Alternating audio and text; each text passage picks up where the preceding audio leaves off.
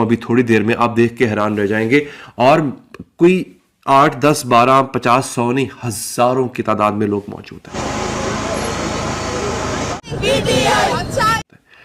उन्होंने आरोस के दफातर का घेराव किया हुआ है, और बाज़ जगहों पे जहां पे अभी रिजल्ट आना बाकी है या जहां पर रिकाउंटिंग दोबारा गिनती हो रही है, वहां पे घेराव तो बदल ना हो।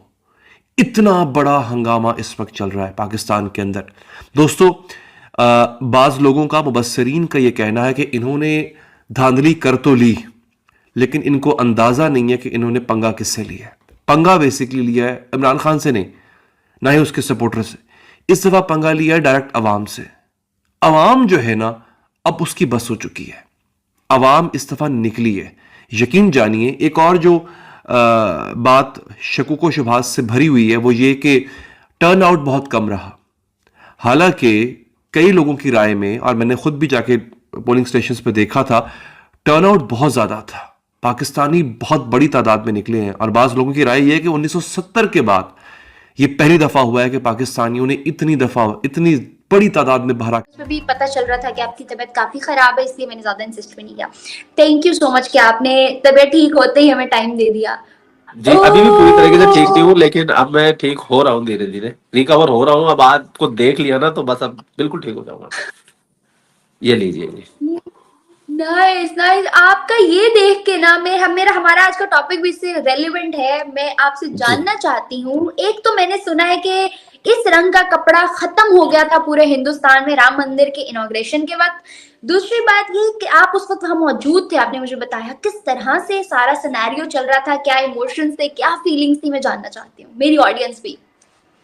जी, मैं अगर आप इमोशन की बात करना चाहे ना, तो मैंने जब सबसे पहली बार जब राम मंदिर जी की तस्वीर देखी ना, तो मैं बहुत भावुक हो गया था। और मेरे अंदर से मतलब भाव उमड़ उमड़ के आ रहे थे कि ये राम जी के लिए हमने, हमारे बुजुर्गों ने, हमारी 20 पीढ़ियां गुजर गई है, जाने कितनों ने अपनी कुर्बानियां की है। उसके बाद में आज हम कितने खुश नसीब है कि हमको ये सब देखने को मिल रहा है 500 साल बाद।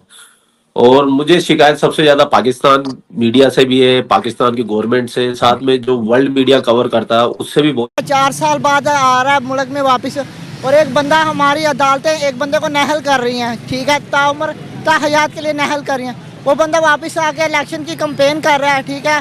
और जो बंदा 804 नंबर कैदी की बात करते हैं, ठीक है, और उसको ना कंपेन करने का हक है, और ना ही वो नवाज शरीफ किस हवाले से बात कर रहा है वो वापस आके कि वो किस इंडिया के साथ कैसे बॉर्डर खोलेगा, ठीक है। वो वापस आके कंपेन भी कर रहे हैं। अगर नवाज शरीफ जीत भी जाता है तो वो चोरी का मैंडेट लेके क्या करेंगे। अब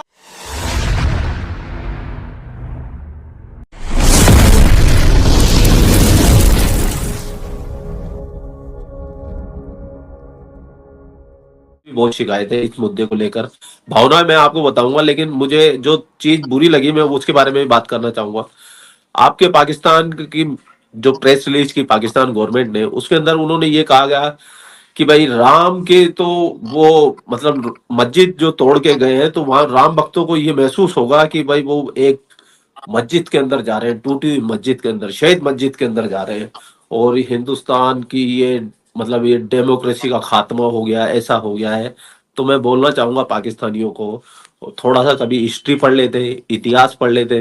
500 साल पहले एक्सरसाइज रिमटेक होती है ना, रिमटेक, जिसके अंदर 80 मुल्क 70 मुल्क हिस्सा लेते हैं। जिन्हें रिमटेक दुनिया की एक नेवल एक्सरसाइज होती है बहुत बड़ी, जिसके अंदर 60 70 80 मुल्क लेते हैं। अमेरिकन सबमरीन को इंडियन सबमरीन को ढूंढना था और उसको अटैक करना था, लॉक करना था। सर वो भाई साहब, अमेरिकन सबमरीन करीब 12 से 15 घंटे तक ढूंढती रही, उसको इंडियन सबमरीन नहीं मिली। अच्छा। और जब ये पूरा एक्सरसाइज खत्म, उन्होंने बोला ठीक है खत्म हो गया, ये इंडिया जीत गया। वो सबमरीन अमेरिकन सबमरीन के बिल्कुल नीचे नीचे थी। और जहां पे जा रही उसके नीचे जा रही। और ये सर पब्लिक होता है, डेटा में ये आया था पब्लिकली। अमेरिका ने भी माना है, इंडिया ने भी माना है।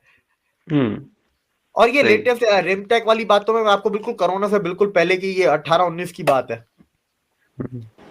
तो वो ट्रेनिंग होती। अब फिर क्या क्या, चाइना की मिलिट्री पूरी दुनिया में किसी के साथ एक्सरसाइजेस नहीं करेगी, करेगी तो नॉर्थ कोरिया ज्यादा से ज्यादा। नहीं, आसियान के साथ इन्होंने किया था, लास्ट टाइम इन्होंने आसियान के साथ किया था पिछले साल। फेल हो गए थे। हाँ, फेल हो गए थे उसमें भी कौन सा कामयाब हुए थे। बाबर ने, मीर बांकी ने वो मस्जिद बनाई, उससे पहले तो वहां राम मंदिर था। जहाँ तक बात है बाबरी मस्जिद को लेके जो पाकिस्तानियों के इमोशंस जुड़े हुए थे, नो डाउट उसको लेके हमारे नहीं, सामने पाकिस्तानियों को क्या मोशन आया? पाकिस्तान का बाबर से क्या लेना देना, मुझे ये बताओ। पाकिस्तान वो बाबर उज्बेकिस्तान में पैदा हुआ, वो मरा अफगानिस्तान में जाके। पाकिस्तानियों का क्या लेना देना, मुझे ये बता दो आज बाबर का। तुम मुझे बताओ क्या लिंक है बाबर? सिर्फ इतना कि वो एक मुस्लिम है बस।